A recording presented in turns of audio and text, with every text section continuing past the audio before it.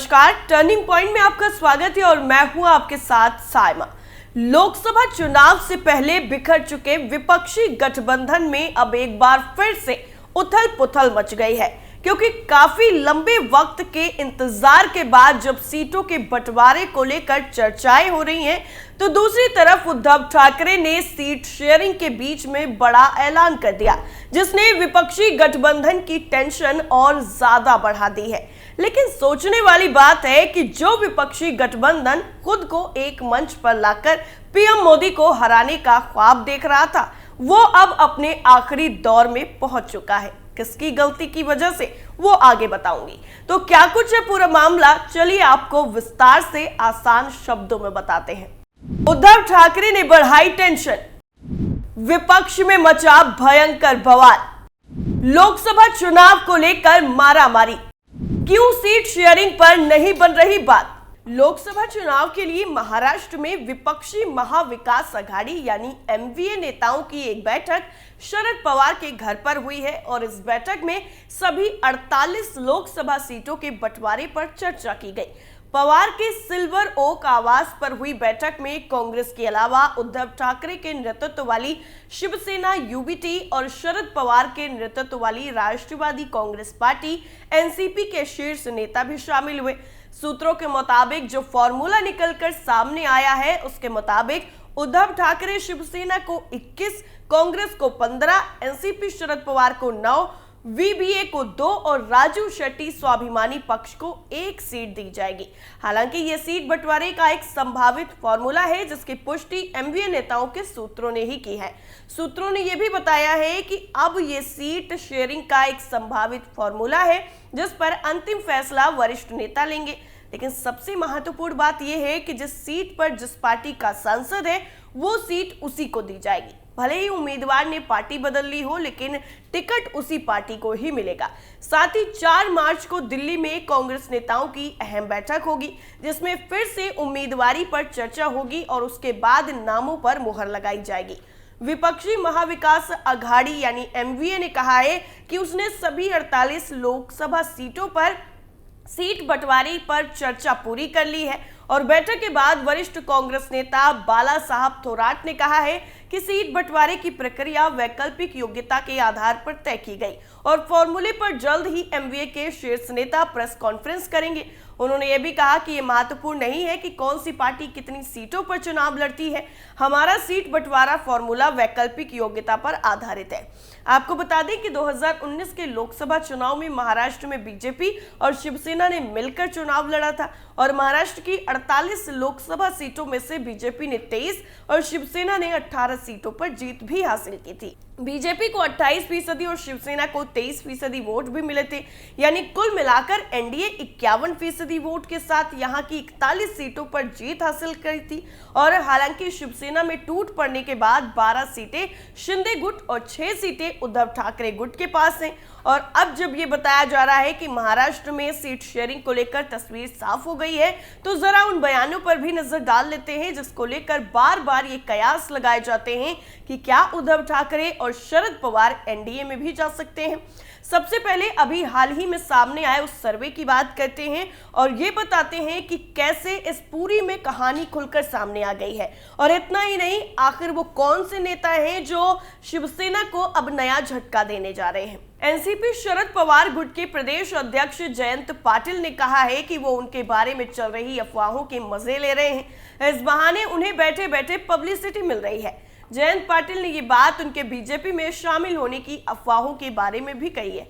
पिछले कई दिन से ये चर्चा जोरों पर है कि एनसीपी शरद पवार गुट के एक बड़े नेता, जिनका संबंध पश्चिम महाराष्ट्र से है, शरद पवार का साथ छोड़कर अजीत पवार के साथ बीजेपी सरकार में शामिल होने वाले हैं। पूर्व कांग्रेसी मुख्यमंत्री अशोक चौहान के बीजेपी में शामिल होने और राज्यसभा के नामांकन से पहले भी जयंत पाटिल के शरद पवार का साथ छोड़कर अजीत पवार के साथ आने की चर्चाएं बड़े जोरों शोरों के साथ उड़ी थी। अफवाहों पर प्रतिक्रिया व्यक्त करते हुए जयंत पाटिल ने कहा है कि मैं शरद पवार को छोड़कर कहीं पर भी नहीं जा रहा, ना ही मुझे बीजेपी से कोई ऑफर मिला है।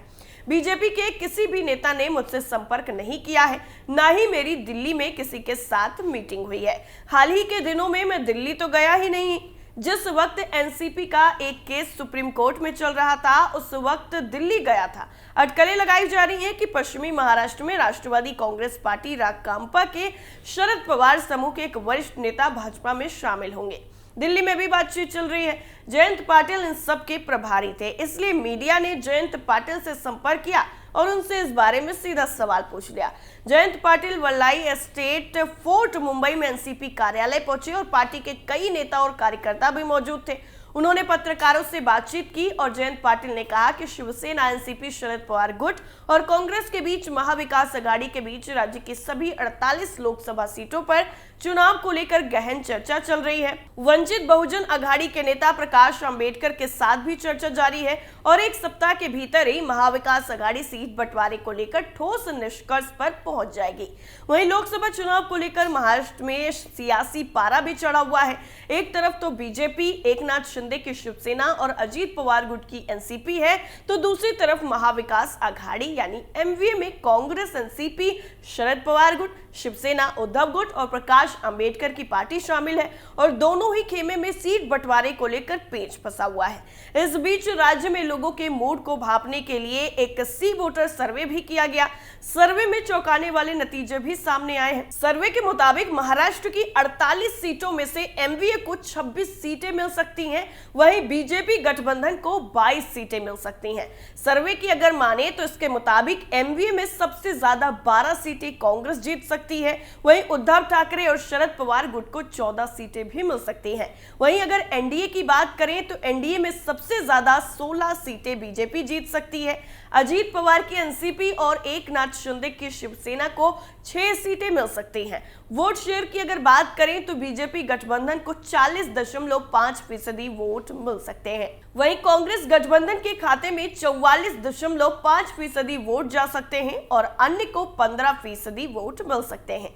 पिछली बार 2019 के चुनाव में एनडीए ने महाराष्ट्र में 41 सीटें जीती थी। इनमें 22 सीटें बीजेपी ने और 19 सीटें शिवसेना ने जीती। हालांकि बाद में शिवसेना गठबंधन से अलग हो गई और इसके बाद शिवसेना 2 गुटों में बंट गई।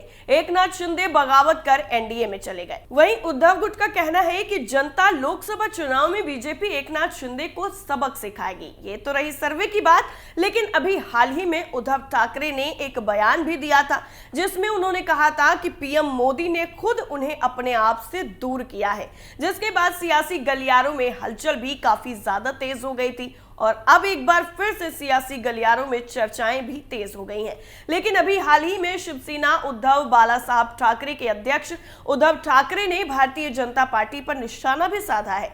उद्धव ठाकरे ने कहा कि आने वाले दिनों में भारतीय जनता पार्टी राष्ट्रीय और राज्य स्तरीय चुनाव तो छोड़ दीजिए, जिला परिषद का चुनाव भी नहीं जीत पाएगी। दरअसल पूर्वी महाराष्ट्र के बुलढाणा जिले के मटोला, चिल्खी और जलगांव जामोद में आयोजित रैलियों को संबोधित करते हुए उद्धव ठाकरे ने कहा कि वो यानी उद्धव प्रधानमंत्री नरेंद्र मोदी या किसी अन्य व्यक्ति के खिलाफ नहीं लड़ रहे थे, बल्कि निरंकुशता का विरोध कर रहे थे। उद्धव ठाकरे ने यह भी कहा कि इस महीने की शुरुआत में पीएम नरेंद्र मोदी की सरकार की तरफ से पेश किया गया बजट केंद्र सरकार का आखिरी बजट होगा।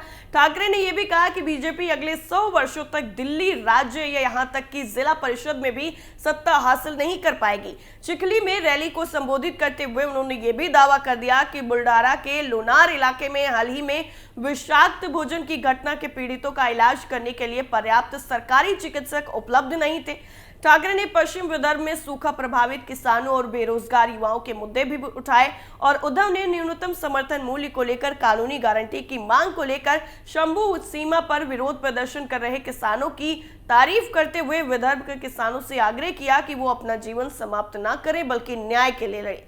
यानी यहाँ पर ध्यान देने वाली बात यह है कि आगामी लोकसभा चुनाव को देखते हुए शिवसेना यूबीटी के अध्यक्ष उद्धव ठाकरे बुलढाणा जिले के 2 दिनों के दौरे पर हैं और अब देखना यह होगा कि आगे क्या कुछ रणनीति वो बनाते हैं और क्या कुछ इसका रिजल्ट देखने को मिलेगा।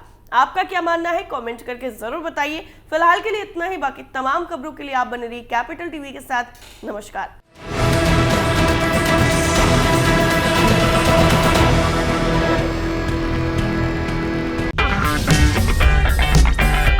अगर आपको हमारा वीडियो पसंद आया हो तो इसे लाइक करें, हमारे चैनल को सब्सक्राइब करें और हाँ, बेल आइकन दबाना ना भूलें। ताकि आप तक हमारे वीडियो की नोटिफिकेशन पहुंचती रहे। आप अपना सुझाव हमें कमेंट बॉक्स में दे सकते हैं। हमारे साथ जुड़ने के लिए शुक्रिया।